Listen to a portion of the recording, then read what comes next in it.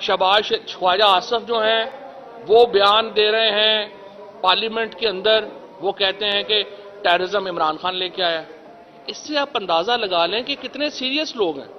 इससे आप अंदाजा लगा लें कि इनको पता ही नहीं है कि अफगानिस्तान की सूरत हाल क्या है, इस वक्त सिचुएशन जो है वो जा किधर रही है। अगर इमरान खान टेररिज्म लेके आया है तो हमारे 3.5 साल में क्यों टेररिज्म नहीं था? हमने तो इंटरनेशनल क्रिकेट पाकिस्तान में बहाल करवा दी।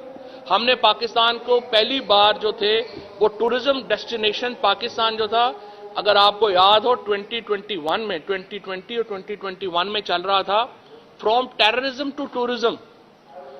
9 महीनों के अंदर पाकिस्तान वापस टूरिज्म से टेररिज्म के ऊपर चला गया। इस मुल्क की इन्होंने कमर तोड़ दी है। आज डॉलर दोबारा 271 रुपए के ऊपर चला गया है। हमाद अजहर साहब अभी जो है वो मईशत के ऊपर डिटेल बात भी करेंगे। एक तरफ पाकिस्तान जख्मी है, एक तरफ पाकिस्तान की जो मिडिल क्लास है, लोअर मिडिल क्लास है, उसकी कमर टूट गई है। 30,000 रुपए से लेके 2 लाख रुपए महीना तक कमाने वाला जो शख्स है वो इस वक्त गुर्बत की चक्की में पिस गया।